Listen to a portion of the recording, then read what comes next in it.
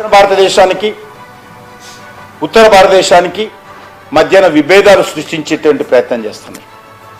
ఇది మంచి సాంప్రదాయం కాదు.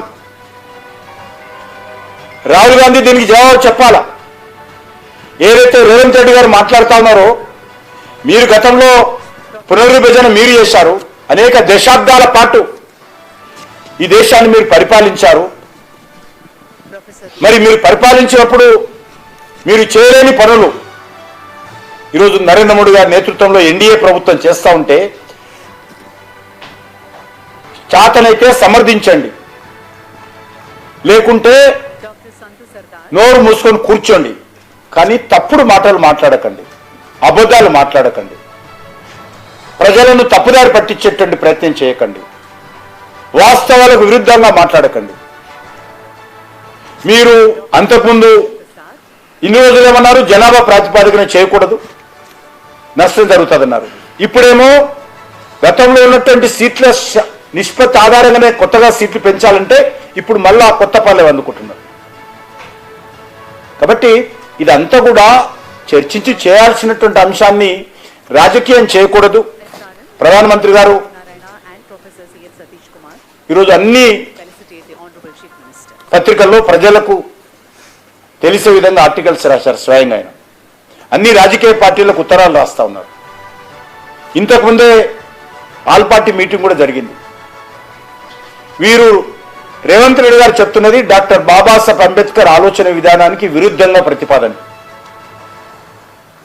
ఆర్థికంగా ఉన్నటువంటి ప్రాంతాలకు సీట్లు 50% అదనంగా ఇవ్వాలి అనేటువంటి ఆలోచన ఏదైతున్నదో ఇది అన్నిటికంటే ముందు గుజరాత్ వస్తుంది. ఆ రకంగా చూస్తున్నారు. మంచిది కాదు. గుజరాత్లో సీట్లు పెరగడమో, తెలంగాణలో సీట్లు పెరగడమో, మరి ఇంకో పుదుచ్చేరిలో సీటు తగ్గడమో, వెనుక ప్రాంతాల్లో సీట్లు తగ్గడమో అది మంచిది కాదు. ఇప్పుడు ఎవరికి ఇబ్బంది లేకుండా ఇప్పుడున్నటువంటి సీట్ల నిష్పత్తి ఆధారంగా చేయాలనేదే ఈరోజు కేంద్ర ప్రభుత్వ ప్రతిపాదన. ఆ ప్రతిపాదన పైన మరిన్ని నిర్మాణాత్మకమైనటువంటి సూచనలు చేయండి, సలహాలు ఇవ్వండి ప్రభుత్వానికి. అది మీకు పూర్తి హక్కు ఉన్నది, మీకు అధికారం ఉన్నది, చెప్పొచ్చు. అంతే తప్ప వాస్తవాలకు విరుద్ధంగా మాట్లాడవేతున్నదో ఇది మంచిది కాదనే విషయాన్ని ఈ సందర్భంగా మనవేస్తున్నాను. మేము మరొకసారి రేవంత్ రెడ్డి గారిని కోరేది ఒకటే, ఈ వితండవాదాలు పక్కన పెట్టి మరి సానుకూలంగా పార్లమెంటులో బిల్లు పాస్ అయ్యే విధంగా కాంగ్రెస్ పార్టీ కానీ మిగతా అన్ని రాజకీయ పార్టీలు కానీ ముందుకు రావాలి. ఇది రాజకీయ అంశంగా చూడకూడదు. అల్టిమేట్గా సీట్లు ఎక్కడ పెరిగినా ఎవరు ఎంపీగా ఉండాలనేటువంటిది, ఏ పార్టీ అధికారంలో ఉండాలనేటువంటిది 140 కోట్ల మంది ప్రజలు నిర్ణయిస్తారు. ఈ పునర్విభజన ద్వారా మరి చట్టాలు మాత్రమే పాలకులను గెలిపించవు, ప్రతినిధులను గెలిపించవు, ప్రజలను గెలిపిస్తారు. కాబట్టి అల్టిమేట్గా మనం ప్రజల మీదకి వెళ్తాం. ప్రజల నుంచి ప్రజల యొక్క మద్దతు కూడగట్టుకొని గెలవాలి తప్ప మరి ఈరోజు కేంద్ర ప్రభుత్వము చాలా స్పష్టంగా మహిళలకు 33% సీట్లు ఇవ్వడం, గతంలో ఉన్నటువంటి నిష్పత్తి ఆధారంగానే, గతంలో ఉన్నటువంటి సీట్ల ఆధారంగానే ఏ రాష్ట్రానికి నష్టం జరగకూడదు. ముఖ్యంగా దక్షిణ భారతదేశాన్ని దృష్టి పెట్టుకొని అనేక మంది మేధావులతో చర్చించిన తర్వాత ఈ యొక్క తాత్కాలికంగా ఈ నిర్ణయం తీసుకోవడం జరిగింది. దీన్ని అందరూ కూడా పెద్ద మనసుతో మరి స్వాగతించాల్సిందిగా కోరుకుంటూ సెలవు తీసుకుంటున్నాను.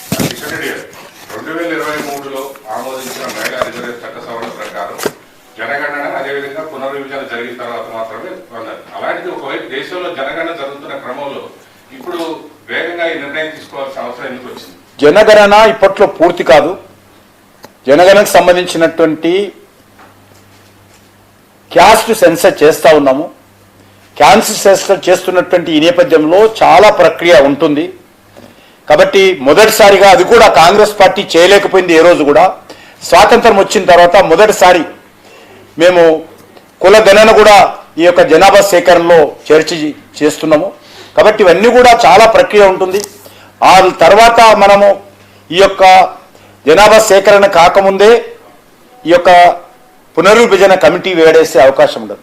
ఒకసారి అదంతా వచ్చిన తర్వాత అప్పుడు పునర్విభజనకు సంబంధించినటువంటి డీలిమిటేషన్ కమిటీస్ కాన్స్టిట్యూట్ చేసి అప్పుడు ప్రాసెస్ మొదలు పెడితే గతంలో ఉన్నటువంటి ప్రక్రియను చూస్తే 2-2.5 సంవత్సరాలు ఈ యొక్క ప్రక్రియకు సమయం పడుతుంది.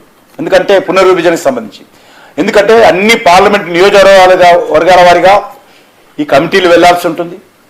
అన్ని రాష్ట్రాల వారిగా ఉన్నటువంటి చిన్న పెద్ద అన్ని పార్టీలతో కూడా కలవాల్సి ఉంటుంది. అందరి అభిప్రాయాలు తీసుకోవాల్సి ఉంటుంది.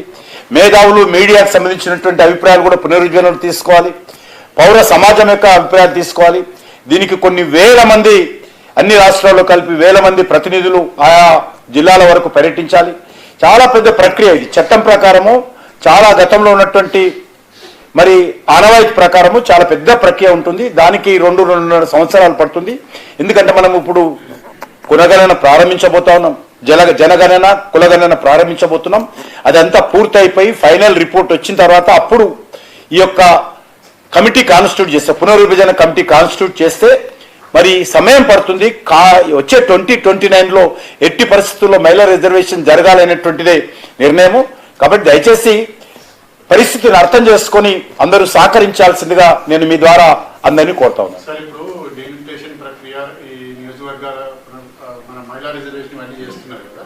రేపు 2026 జనాభా లెక్కలు ఏంటి 2029 వరకు వచ్చేస్తాయి ఎలక్షన్ ముందు వరకు. ఆ జనాభా లెక్కల ఆధారంగా రిజర్వేషన్లలో మార్పు చేర్పులు ఉంటాయి. ఈ 2029 ఉండవు, ఉండవు. ఎందుకంటే ఇది మళ్ళీ ప్రజల దగ్గరికి వెళ్ళాలి కదా. ప్రజల దగ్గరికి వెళ్ళి సరిహద్దులు నిర్ణయించాల్సి వస్తుంది. సరిహద్దులు నిర్ణయిస్తాం. ఇప్పుడు అసెంబ్లీల వారిగా ఉండాలి. ఎందుకంటే అసెంబ్లీలు పార్లమెంటులు విడిగా చేయడానికి లేదు. ఈరోజు మన తెలంగాణలో చూసినట్లయితే, ఆంధ్రప్రదేశ్లో చూసినట్లయితే ఒక్కొక్క పార్లమెంటులో అప్పుడు కూడా 7 అసెంబ్లీలు ఉంటాయి. కాబట్టి ప్రక్రియ ఇప్పుడు 29 లోపల జరిగేటువంటి పార్లమెంట్ ఎన్నికలు జరగదు. 29 తర్వాత మళ్ళీ రేపు పార్లమెంట్లో చర్చ జరుగుతుండొచ్చు. 29 తర్వాత కొత్త జనాభా సేకరణ ఆధారంగా ఏ ప్రాతిపాదికన మళ్ళీ ఈ యొక్క పునర్విభజన జరుగుతుందనే విషయం వచ్చేటువంటి పునర్విభజనకు ఉపయోగం. అది తప్పకుండా జరుగుతుంది. ఇప్పుడు అన్ని రిజర్వేషన్స్ అన్ని మారుతాయి. ఇప్పుడు మహిళా రిజర్వేషన్ మారుతుంది, ఎస్సీ రిజర్వేషన్ మారుతుంది, ఎస్టీ రిజర్వేషన్ మారుతుంది. ఇప్పుడు అన్ని రిజర్వేషన్ 3 రకాల రిజర్వేషన్స్ ఉంటాయి ఇప్పుడు చట్టసభ. అంతే ప్రక్రియ అంతే ఉంటుంది. నెంబర్ అంతే ఉంటుంది. నెంబర్ మారదు, కానీ స్థానాలు మారుతాయి.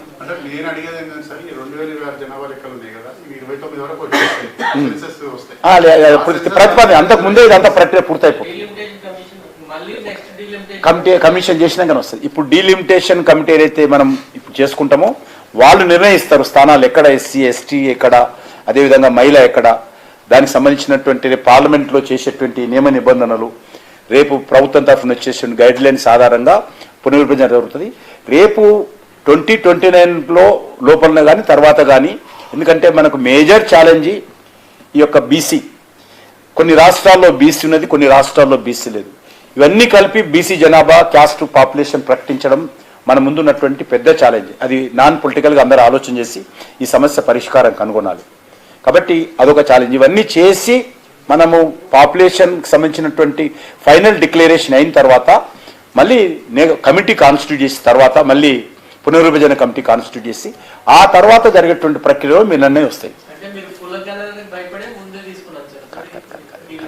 ఇప్పుడు కులగణన ఇప్పుడు కూడా లేటే టైం 3 years 2.5 years పడుతుంది పునర్విభజన కమిటీ కాన్స్టిట్యూట్. ఈ పార్లమెంట్లో అయిపోయిన తర్వాత వెంటనే కమిటీ కూడా కాన్స్టిట్యూట్ చేయాలి.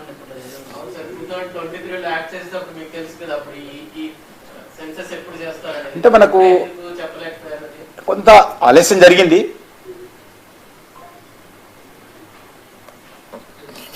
Thank you.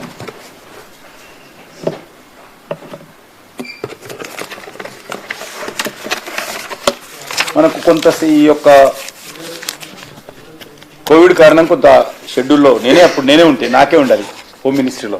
నేను హోమ్ మినిస్ట్రీలో కోవిడ్